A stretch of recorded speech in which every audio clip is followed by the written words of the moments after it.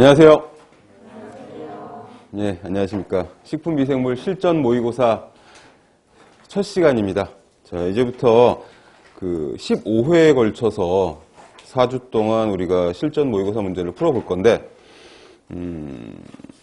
단원별 총정리 문제 때 유사 문제들도 있고, 그렇지 않은 문제들도 있고, 여러 가지 문제들을 섞어서 모의고사 형식으로 만들어 놨으니까 같이 한 문제 한 문제 풀어보면서, 그리고 단원별 문제풀이 때도 제가 말씀을 드렸었지만 문제와 답을 해결하는 게 중요한 게 아니라 문제를 통해서 우리가 거기에 있는 이론을, 문제의 보기들을 하나씩 좀 챙겨가면서 다시 한번 반복해서 이론을 다지는 그런 정리하는 시간으로 생각을 하시면, 그러면 공부하시는데 도움이 아마 되실 겁니다. 실제 시험처럼 아주 이지한 문제들도 있고, 그리고 단원별 문제 풀었을 적에 아니 이런 문제도 했던 그런 문제들도 간간히 섞여 있고, 그래도 난이도를 그래도 실제 시험과 최대한 맞춰보려고 조합을 했습니다. 그러니까 같이 한번 풀어보시고, 그리고 답도 답이지만 그 이론을 다시 한번 깔끔하게 정리하는 시간으로 삼으면 도움이 되실 것 같습니다.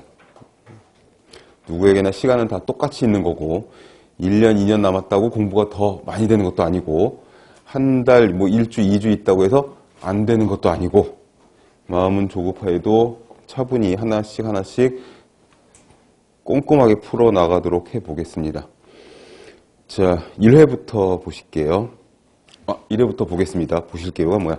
자, 1회 1번 문제입니다. 번식과 생식을 담당하는 기관으로 곰팡이에 있어서 가장 중요한 기관은, 첫 문제는 아주 말랑말랑한 쉬운 문제죠. 포자, 균사, 균사체, 자실체 이렇게 되어 있는데, 유사한 문제가 단원별 모의고사에 있었고, 거기에는 포자가 보기에 없었고, 자실체가 정답인 문제가 있었어요. 네. 여기는 포자가 있으니 포자가 좀 더 우선권이 있는, 프라이어리티가 있는 포자가 정답이 됩니다. 곰팡이는 거기 있는 3번, 4번처럼 균사체하고 자실체하고 얘가 이제 균총을 이루게 되는데, 포자가 없다면 자실체가 번식기관이니까 얘는 영양기관, 얘는 번식기관이 되니까 얘가 정답일 수 있는데, 자실체의 또 핵심은 포자 아니겠습니까? 번식의 핵심이니까 문제에서는 번식의 핵심이 되는 포자가 정답이 됩니다. 쉬운 문제를 되게 어렵고 차분하게 풀어봤는데, 자실체 끝에, 보통 일반적으로 그렇죠. 자실체 끝에 있는 포자들이 번식과 생식을 담당하게 되어 있습니다. 1번 문제는 1번으로 보시면 되겠고요. 그 다음에 2번 문제도, 이번은 또 질문도 어제 그저께 올라왔었는데, 효모의 증식법 중에 가장 일반적인 방법은, 문제는 너무 쉽잖아요. 정답은 출하법이죠. 출하법. 근데 효모는 교재를 천천히 찾아보시면 아시겠지만 분열도 하는 걸로 되어 있어서 몇 가지 좀 거기 빈자리에다가 필기를 좀 하고, 문제의 답은 쉽습니다만 효모는 출하법이 가장 일반적이고 대부분이지만 분열도 하는 것으로 되어 있습니다. 그래서 분열을 하는 것은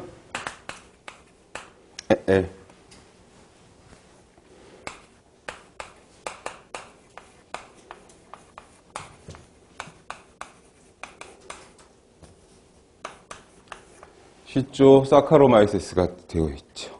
그 다음에 그냥 분열 말고 출하 분열을 하는 효모도 있어서, 출하 분열을 하는 효모는 사카로마이코데스죠.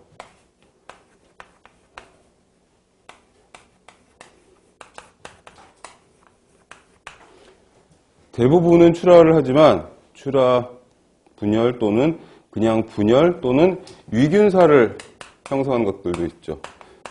잘 아는 캔디다가 있고, 그리고 몇 가지가 더 있습니다. 피치아하고 한세눌라가 있죠.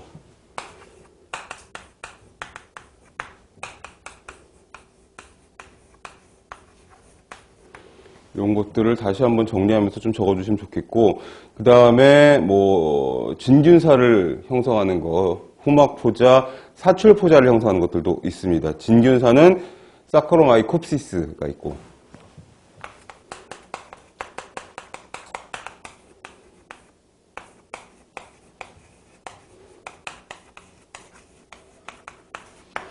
그 다음에 위균 트리코스포론도 있죠.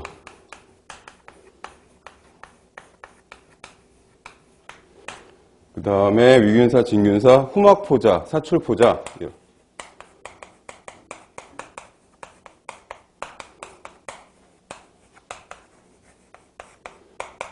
후막포자를 형성하는 것은 캔디다 알비칸이 있고,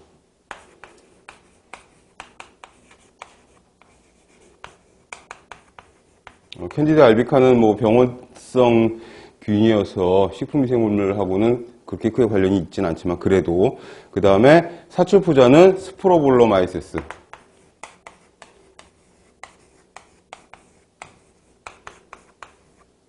그 다음에 볼레라가 있죠. 이거 R입니다.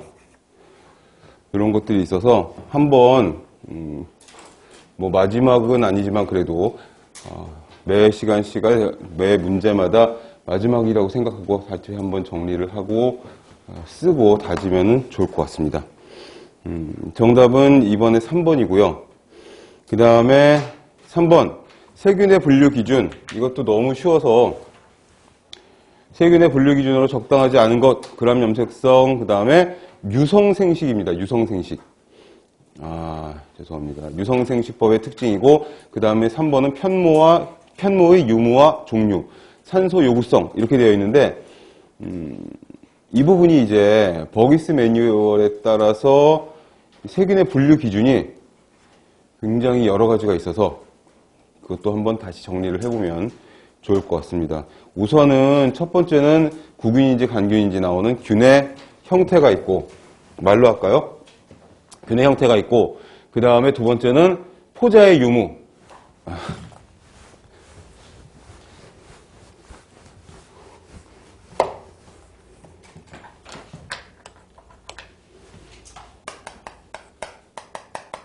세균의 분류는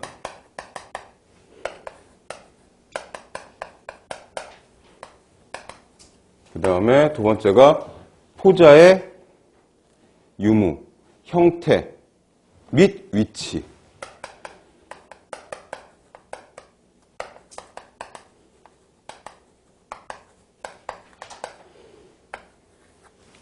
이게 보기 조합이 바뀌어가지고 또 나올 수가 있으니까. 그 다음에 그람 염색성 있죠.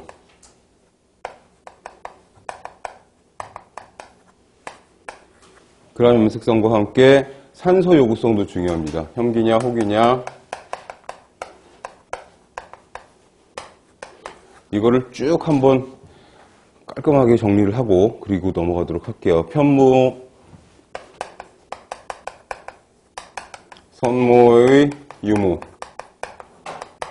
그 다음에 위치, 부착 위치나 형태, 수,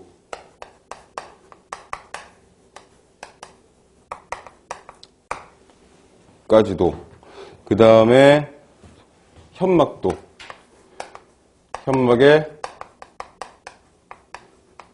유무, 그리고 카탈레이즈 활성, 그 다음에 탄소원, 질소원 얘하고, 이것도 중요한 개념 중에 하나고, 그 다음에 탄소원, 질소원, 얘네들의 자화성이 중요하죠.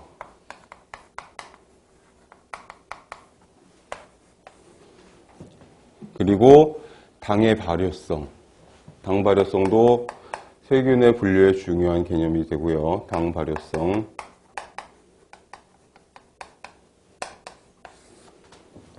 그 다음에 많이 언급은 안 되는데 색소.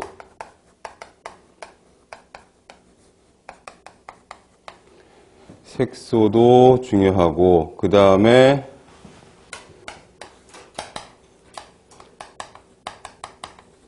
호염성 또는 내염성, 이런 것들을 다 이야기하는 내 삼투압성. 이 부분이 전부 다 버기스 매뉴얼에 들어있는 내용들이니까 체크를 좀 해주시면 좋겠습니다. 그 다음에 마지막으로 영양 요구성. 유사한 개념들이 좀 섞여 있긴 하지만 그래도 이렇게 구분을 버기스 매뉴얼에 해놨으니까 이대로 한번 따로 정리하는 게 좋겠습니다. 3번은 정답이 2번이고요. 그 다음에 4번. 내생포자 형성균의 라이프 사이클로 바르게 된 것은, 이 부분은 뭐 우리가 다 아는 내용이고 이것도 어렵지는 않은 문제인데, 처음은 모든 보기가 다 영양세포부터 시작을 하는 거죠. 영양세포, 그 다음에 포자를 형성하게 되는 거죠. 내생포자 형성균이. 그 포자 형성을 하는데 그 내생포자가 만들어지고, 그리고 용균을 하고, 용균이 되면 포자가 떨어져 나오는데 그 포자를 유리포자라고 하는 거죠. 유리포자는 그러니까 고유명사 같은 개념이 아니라 일반 명사 같은 개념이어서 유리라는 게 따로 떨어져 나와 있다는 뜻이거든요. 그러니까 세포 바깥으로 용균해서 영양세포를 뚫고 나온 그 포자를 유리포자라고 이야기를 하고, 그게 이제 발화를 하면은 영양세포가 되는데, 이게 이제 정상세포라고 볼 수가 있는 거죠. 정답은 1번으로 보시면 되겠습니다. 내생포자 형성균은 라이프 사이클에서 언제 포자를 형성한다고 그랬죠? 정지기, 정상기에 포자를 형성하는 걸로 되어 있었죠. 그리고 이 내생포자 형성균 중에서 대표적인 내생포자 형성균 몇 가지 또 체크를 하고 넘어가면 좋겠죠. 문제는 되게 쉬워서 정답은 1번인데, 내생포자 형성균 중에서 중요한 게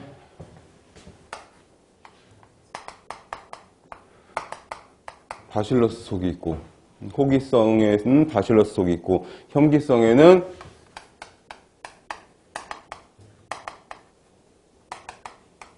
클로스트리움 속이 있고, 그리고 또 있습니다. 우리 맨날 나오는 디설포토마컬럼이 있고,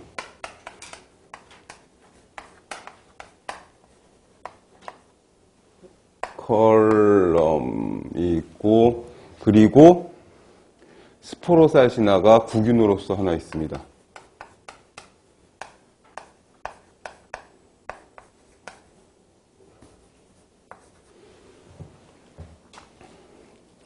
그리고 교재에는 안 나와 있는데 다른 교재에 있는 내용이 하나가 스포로락토바실러스가 있어요.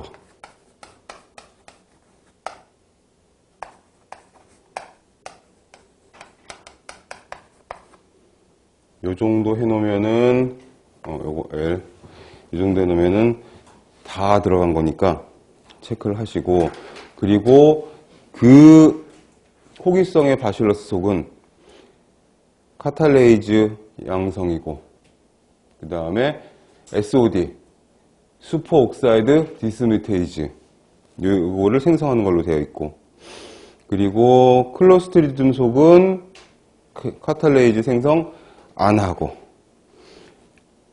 SOD 활성은 낮고, 얘는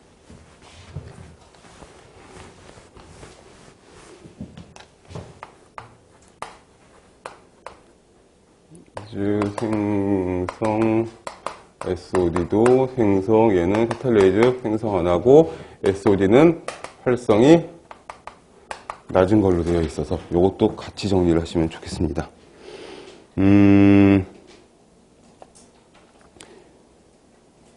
그리고 5번으로 넘어가 볼게요. 자, 5번은 젖산균의 설명으로 바르지 못한 것 이렇게 되어 있습니다.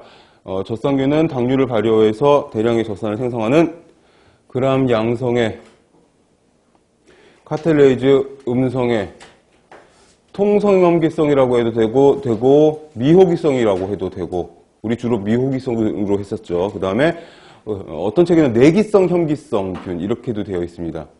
그러니까 미호기성이 있으면 그걸 고르면 되는데, 뭐 내기성, 현기성이라든지 통성현기성 이렇게 해도 틀린 건 아니라는 걸 일단 염두에 두시고, 1번 비운동성의 포자를 형성하지 않는 그람 양성균이다. 맞는 보기고요. 호흡에 의해서 에너지를 얻을 수 없고 당의 발효에 의해 에너지를 얻는다. 맞고, 동물의 장내에서 정장작용을 한다. 젖산균이 정장작용을 하는 기전은 뭐였죠? 장내의 pH를 떨어뜨려서 잡균의 이제 어떤 증식이나 발육 같은 것들을 좀 억제하는, 이게 뭐 사람도 마찬가지, 동물도 마찬가지.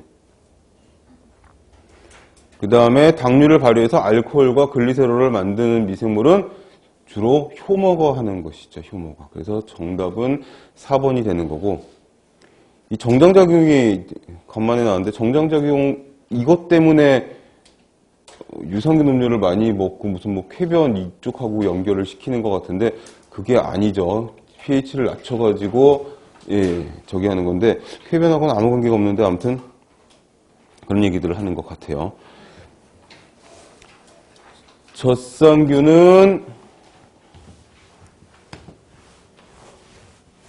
나온 김에 뒤에 문제가 또 나오니까 호모형이 있고 헤테로형이 있고 해서 서로 좀 다르죠. 호모형 젖산균은 당에서 젖산으로, 얘는 당에서 젖산으로, 거의 100%.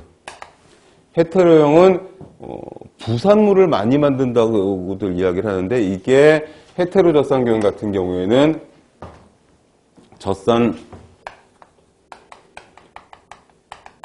외에 에탄올이나 CO2나 또 뭐가 있죠? 초산, 아세틱에시드 이런 것들을 생성하는 것으로 되어 있고, 질문방에 질문도 올라왔었는데, 헤테로 젖산균은 주로 어떤 류코노스톡이 다 외우고 계시는 거죠, 지금. 한번 쓰면서 다시 한번 또 외우고 그러는 거죠, 지금. 그 다음에 바실러스도 있는데, 락토바실러스 같은 경우에는 얘는 균종에 따라서 호모형도 있고 헤테로형도 있어서 좀 다른 걸로 되어 있고 그렇습니다. 그렇게 정리를 하시면 될 것 같습니다.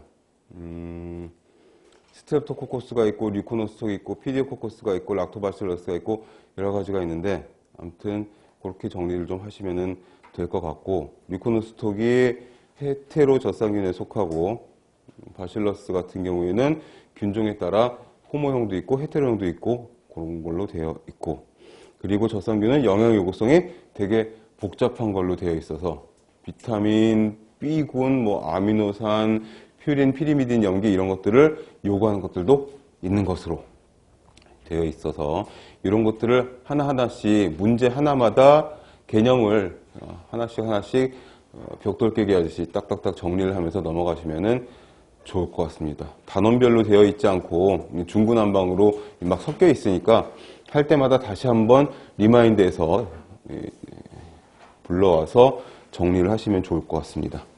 6번으로 가겠습니다. 5번은 정답이 4번이었고요. 6번은 젖산균의 젖산을 생성하는 적당한 온도는, 이거는 온도 나오면 항상 드리는 말씀이지만 이게 조금씩 차이가 있을 수가 있어서 주어진 보기 중에서 가장 적당한 것을 골라줘야 되는 거거든요. 이게 35에서 50도 사이로 되어 있어서 요 젖산균이 젖산을 생성하는 저온, 뭐 어떤 교재에는 뭐 체온 부분 뭐 이렇게도 되어 있는데 35에서 50도 사이로 보시면 되겠습니다. 정답은 3번으로 고르시면 되겠고요. 그 다음에 파지 문제가 한 문제가 꼭 출제가 되잖아요. 이게 산업기사나 기사 쪽도 마찬가지고, 그리고 작년 시험을 문제들을 직접 보지 않았어도 이제 시험 문제들을 보셔서 아시겠지만 20문제 중에 3문제 정도씩은 이제 출제가 되거든요. 근데 그렇게 어렵지가 않아서 좀 되게 많이 디테일하게 보지는 않았었는데, 그래도 오늘은 좀 문제의 정답도 좀 찾고, 그리고 파지 대책이나 파지의 피해 이런 것들도 한번 좀 보면 좋겠다 해서 정리를 해왔습니다. 자, 파지가 발효공업에서 중요하게 생각되는 이유는 뭐다? 숙주 감염성, 당 발효성, 항생물질 생산, 유해 세균 제거용 2, 3, 4는 다 관계가 없는 거죠, 지금. 피해를 입히는 거니까.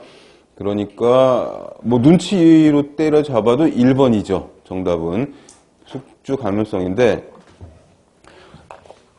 숙주 감염성 구체적으로 어떤 숙주 감염성이 있는지 이거가 정리되어 있는 내용이 별로 없는데, 혹시 나오면은 난감할 것 같아서 일단 치즈나 요구르트의 대표적인 게 이 부분이고요. 파지의 피해. 그 다음에 아세톤 부타놀 발효할 때 그 발효 생산을 저해하는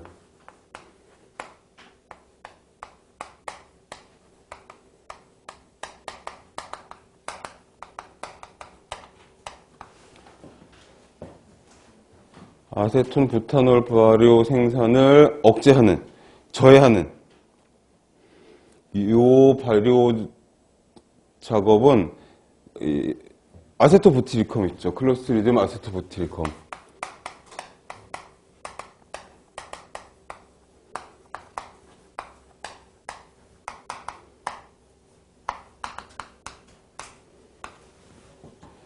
클로스트리디움 아세토부티리컴에 의한 아세톤 부타놀 발효 생산을 저해하는 거고, 그 다음에 글루타메기시드.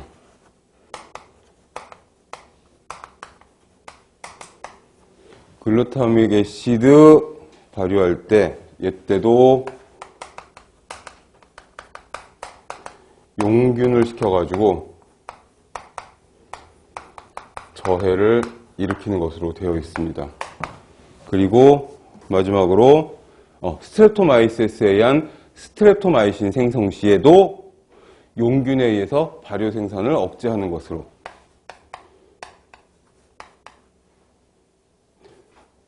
스트랩토마이신 생산 시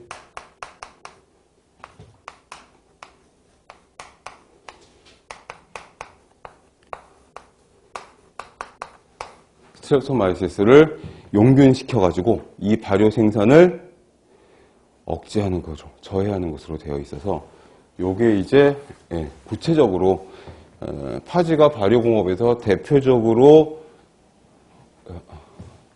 억제를 시키는 그런 내용이 되고, 그러면 이거 외에 이제 파지 대책에 대해서도 또 간단하지만 로테이션 시스템을 뭐 사용하라든지 청결, 소독 이런 것들을 잘 하라든지, 그리고 파지 대책에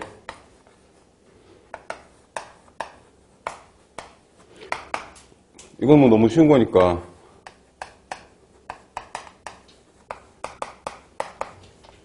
로테이션 시스템은 뭐죠? 내성이 있는, 파지 감수성이 다른 균주를 교대로 사용을 하라는 거죠.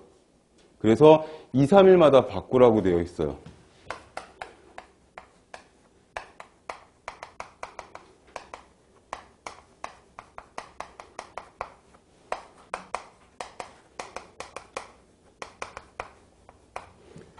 그렇게 되어 있고, 구체적으로는 그렇게 되어 있고요. 그 다음에 내성균.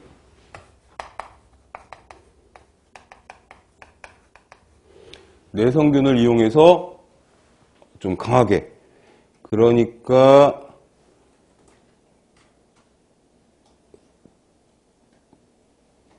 클로스트리디움이 부탄올 발효를 할 때 이거 있죠. 클로람 페니콜이라고 하는 항생 물질이 있는데 요거를 1mg/L 1ppm이죠. 요 정도 첨가시켜 가지고 그래서 파지 증식을 완전히 저지시킬 수가 있대요.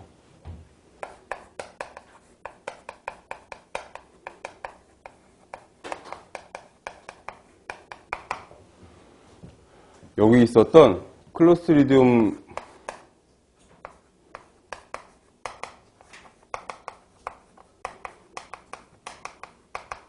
발효 시에 클로람페니콜을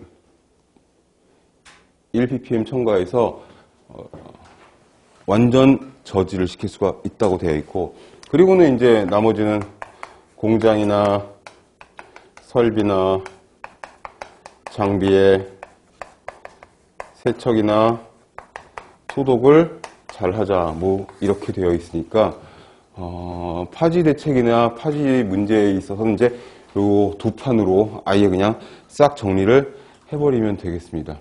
더 이상 디테일한 내용은 없어요. 그러니까 이렇게 정리를 하시면 이 파지 대책 문제 하나는 이제 끝났다, 이렇게 생각을 하시면 될 것 같습니다. 7번은 1번이 정답이고요.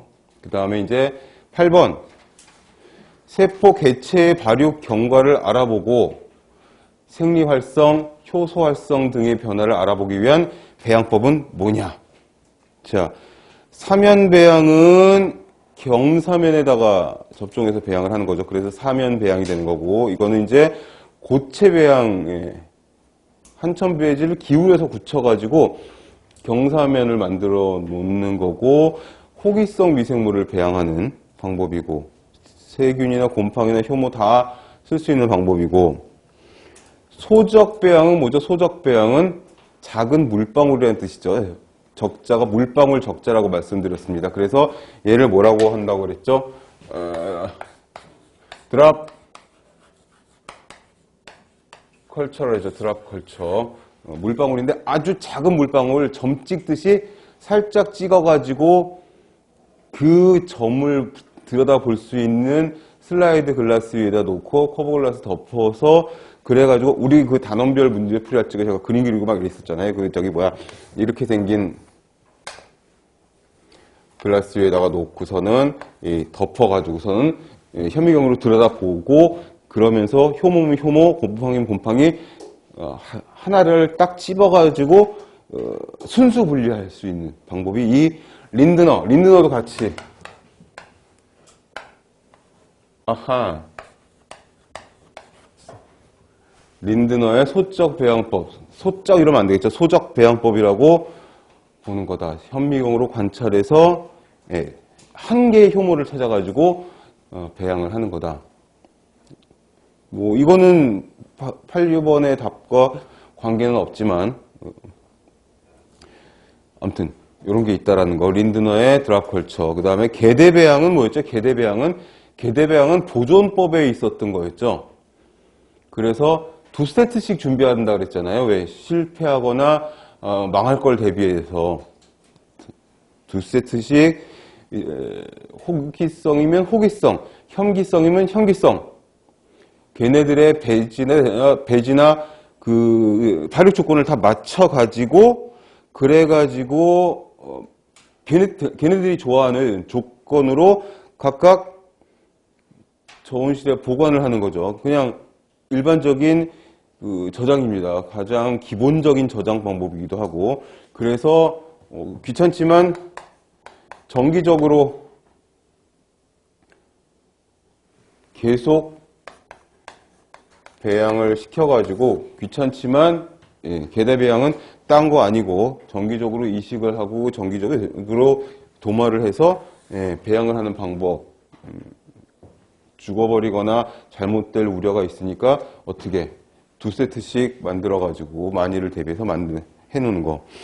여기서 정답은 발육경과 생리활성, 효소활성 이런 것들을 변화를 알아보기 위한 거는 동조배양이죠. 동조배양. 동조배양은 싱크로 같은 라이프 사이클로 맞춰주는 거죠.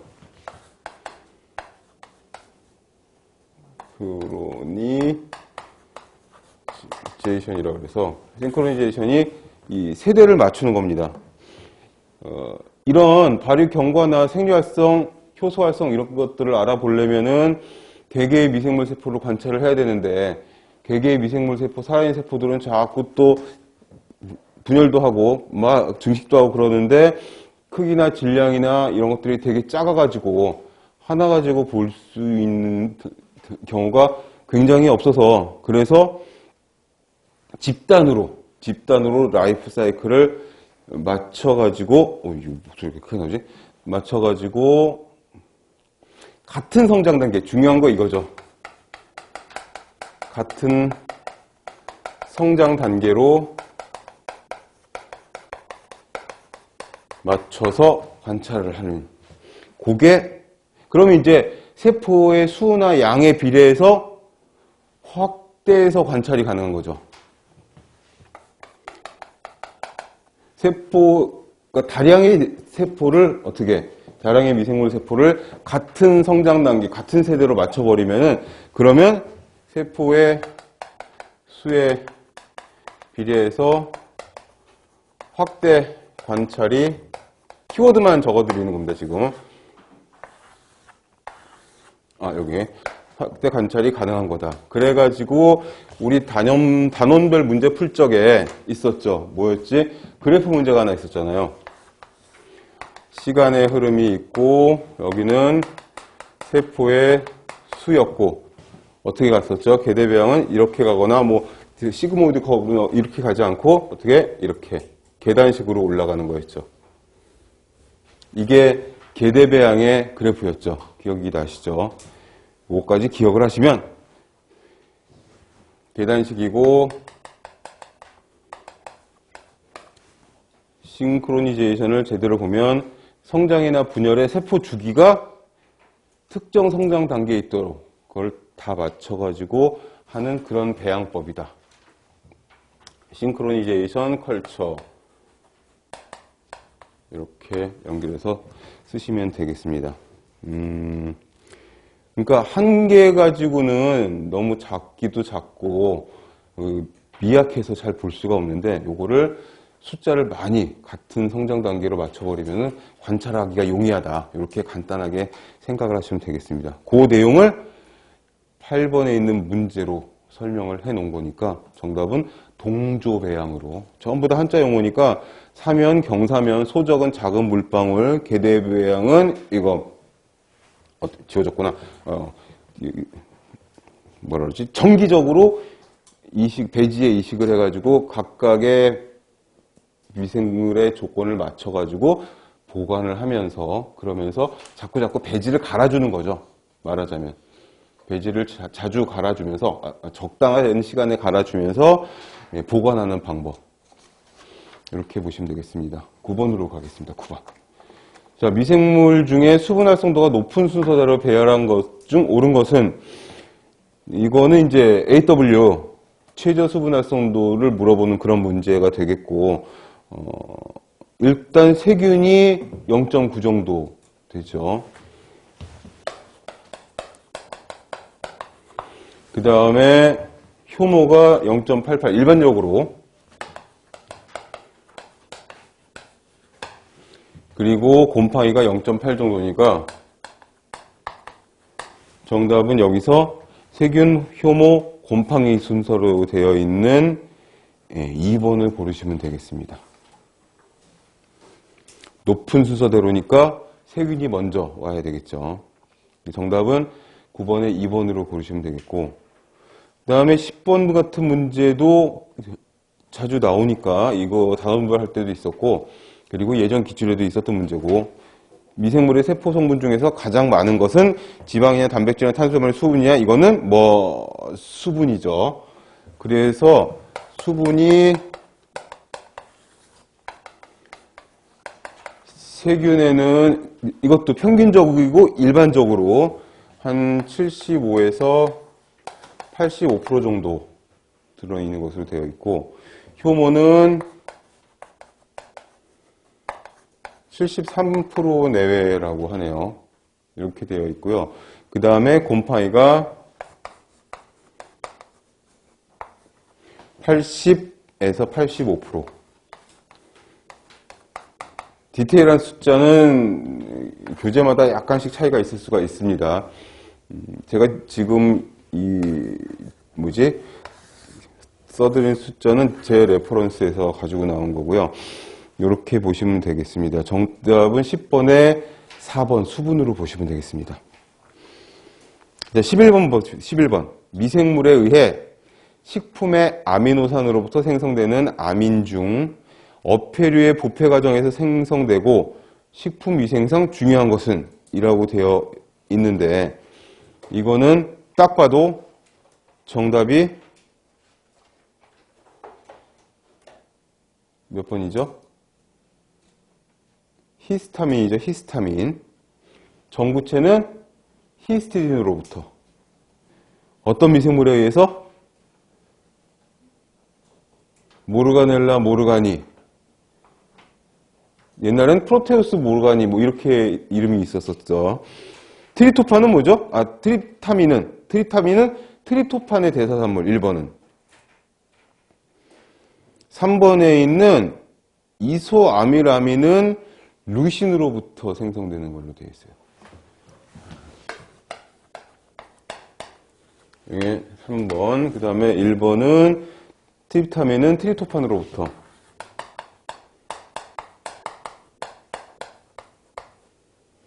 이가 들어가나 안 들어가나? 그 다음에 에탄올아민은 세린으로부터.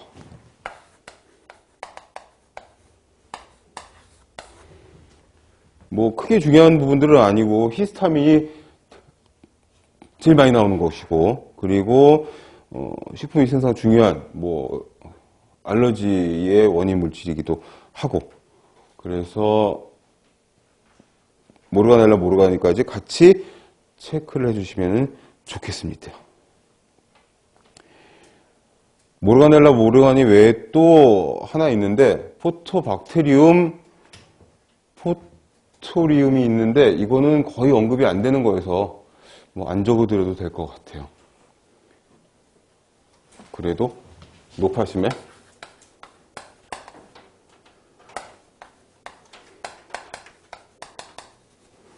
형광성의 형광균으로 되어 있는데, 포토박테리움,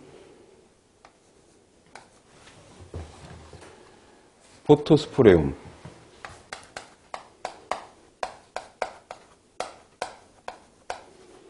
얘도 역시 히스티딘을 히스타민으로, 이게 형광 또는 발광 미생물로 되어 있어요. 그래, 하늘의 별만큼 많은 미생물의 종류 중에 변별력을 주고자, 그러진 않겠지만 변별력을 주고자 어디에서 어떻게 뭘 끄집어낼지 모르니까 다 좀 챙겨두시면 좋겠죠. 작년 경남 경북에서는 문제들이 그렇게 난해한 문제들이 많이 없었어서 그래서 좀 저기 한데, 올해는 어떨지 모르겠습니다. 자, 그 다음에, 그래서 식품위생상 중요하다고 하는 건 이제 알러지성 식중독을 일으키니까 그렇게 이야기를 하는 거고, 11번 정답은 쉬운 2번이었고요. 그 다음에 12번 자외선 살균 중 살균력이 가장 강한 파장은, 이런 문제도 꼭 나오는데, 이것도 역시 265 나노미터와 가장 근접한 범위에 있는 것을 고르면 되겠다라는 겁니다.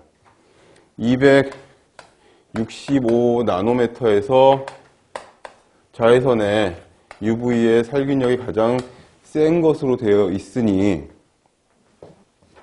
옹스트롱을 고추면 2650 옹스트롱이니까 보기 중에서 2650 옹스트롱에 제일 가까운 것이 2600 옹스트롱이니까 이걸 고르시면 되겠고, 다른 보기들이 1000, 100, 이런 식으로 막 숫자가 너를 띄는데, 그 중에 2,900이 있으면은 가장 얘하고 가까운 거, 그걸 고르시면 됩니다. 항상 최선답을 골라야 되겠다는 마음가짐으로 보셔야지, 내가 외운 것과 틀린데, 수치가 너무 다른데, 이래가지고서는 문제와 싸우시면은 안 됩니다. 항상 문제에 맞춰가지고 답을 고르셔야 돼요. 이게 단순하기보다 훨씬 더 중요할 것 같아요. 시험장에서 어떤 융통성과 이런 것들을 발휘해서 그래가지고 현명하게 정답을 고르는 그런 테크닉, 그런 팁입니다. 정답은 3번이고요. 당연히 얘기지만 가시광선, 가시광선도 살균 지역에 있다는 논문이 있긴 있었는데, 아무튼 여기선 자외선으로. 자, 그 다음에 이제 13번. 여러분들 좋아하는 대사가 나온 거죠. 효모의 EMP와 M된 메이어프 파르나스 패스웨이죠. 그 다음에 HMP, 헥소즈 모노 포스페이트 패스웨이.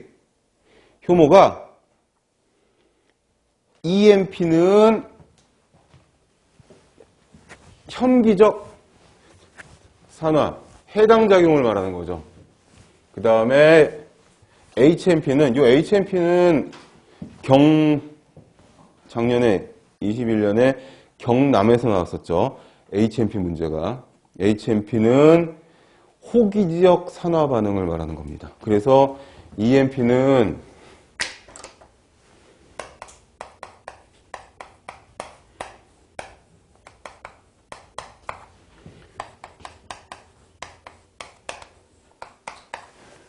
간단하게는 이렇게 대사는 굉장히 복잡한 여러 가지 개념들이 들어가 있지만 아무튼 문제는 간단하니까 그냥 단순하게 외우셔도 되고, 근데 EMP와 HMP가 등장을 했고, HMP에 대한 약간 지엽적인 문제가, 지엽적인 것도 아니지, 수박 겉핥는 문제가 작년에 출제가 됐었으니까, 그러니까 한번 정리를 좀 해주시면 좋겠다 이겁니다. 효모나 일반적인 미생물들이 요 EMP랑 HMP를 보통 한 70에서 80대 30에서 20 정도의 비율로, 이 정도의 비율로 이용을 하는 것으로 되어 있어서 일단 정답은 1번으로 보시면 됩니다. 근데 참고로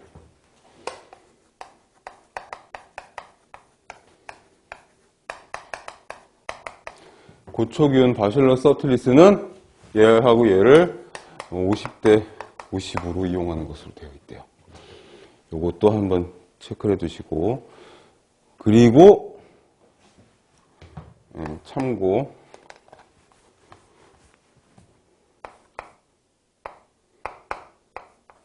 그 다음에 두 번째 참고는 그거 있죠. 글루코노박터 옥시단스는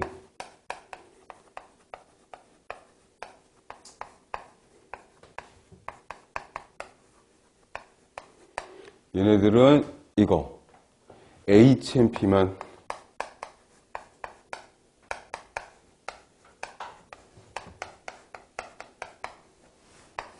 되어 있어서 요거 참고로 같이 좀 적어 두시고, 얘가 나올지 아니면 지금 효모나 일반 세균이 나올지 모르니까 정답은 1번에 7대 3, 70대 30으로 봐주시면 되겠는데, 이 내용을 좀 봐야 되겠죠. M된 메이어프 파르나스 패스웨이는 효모의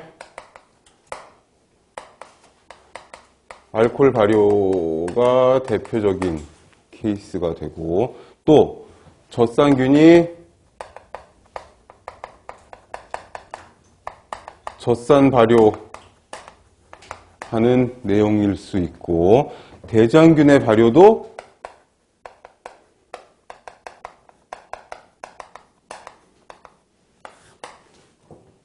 EMP를 쓰는 걸로 되어 있어서, 얘는 다 아시는 글루코즈가 두 개의 파이루베이트가 되면서 뭐죠? ATP가 2개 나오는 우리 아는 그 해당 과정, 그것과 같이 보시면 되겠습니다. 형기적인 대사의 가장 기본이 되는 그런 해당 작용의 가장 기본이 되는 그게 EMP로 되어 있고, 요 HMP는 다른 말로 5탄당 인산 경로라는 별칭도 갖고 있고, 헥소즈 모노포스페이트 패스웨이는 6탄당을 이야기하는 건데, 이 다른 말로 5탄당 인산 경로라고도 부릅니다. 요게 세포질에서 해당의 층로를 지나가는 당질의 또 다른 대사 경로를 HMP라고 해서, 요게 경남이라고 했어요. 경북이라고 했어요. 작년 경남에서 HMP와 관계없는 걸 고르시오 해가지고 뭐가 있었죠? ATP가 필요 없는 게 특징이었고, 또 뭐 있었었죠?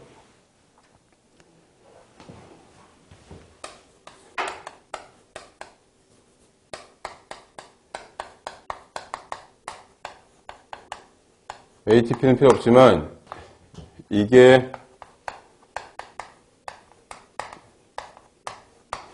중요한 관건이 되는 부분이 있었죠. NADPH2를 공급하는 그 공급원으로 되게 중요한 사이클이었고, 대사였고, 그래서 이걸 가지고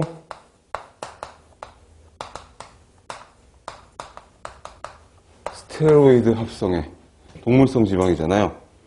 그래서 어떻게 지방 합성이 활발한 그런 쪽에 요 HMP 경로가 활발하다, 이렇게 이야기를 했었죠. 스테로이드 합성에 이용하는 그런 사이클이었고, 또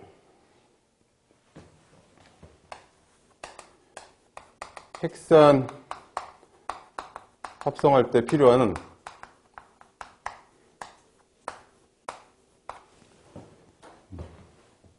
리보스 5 포스페이트, 요거를 공급하는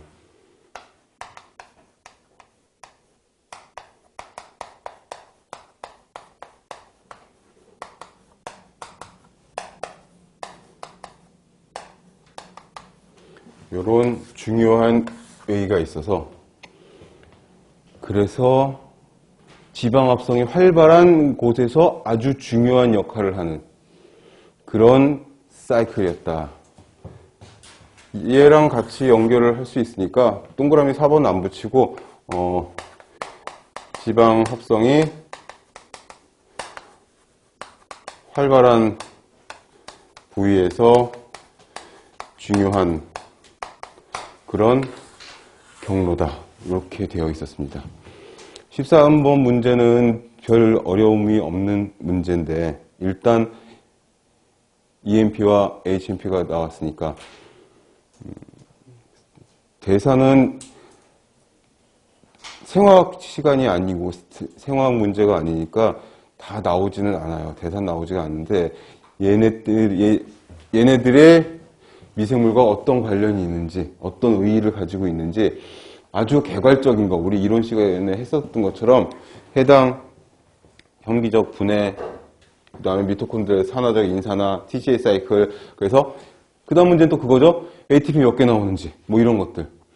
이게 좀 예전 기출이어서 정답은 일단 13번은 정답 1번이고요.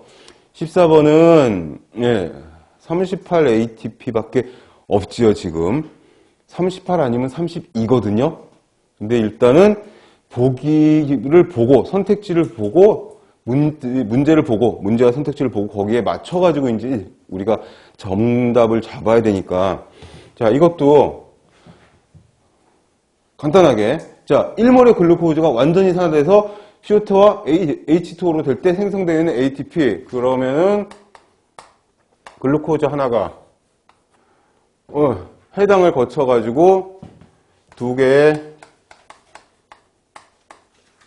파이루베이트가 될 때 ATP가 이거를 좀 옆에다가 쓸까? ATP가 두 개가 나오는 걸로 되어 있고 그 두 개의 파이루베이트가 두 개의 아세틸 코엔자임 A로 되고 얘가 TCA 사이클로 가서 에너지를 또 막 만들어내잖아요. 근데 여기서 이제 요 해당 과정에서 ATP는 두 개밖에 안 나오지만 두 개의 NADH가 나오고 그리고 파이루베이트에서 아세틸 코엔자임 A가 될 적에 또 NADH가 나오는 걸로 되어 있는데 요게 세 개가 나오는데 여기서부터는 곱하기 2를 해줘야 되고 그쵸?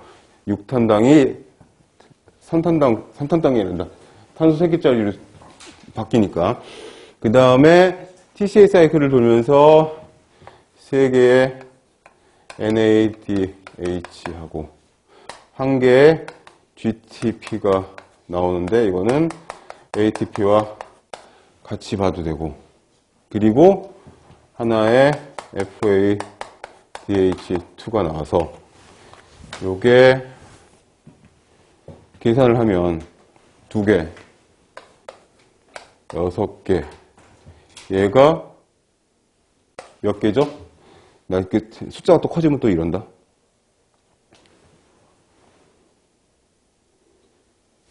몇 개? 18개? 그죠? 얘는 9개, 1개, 얘는 2개죠. 그렇게 해가지고 계산을 하면은, 여기도 곱하기 2를 해야죠.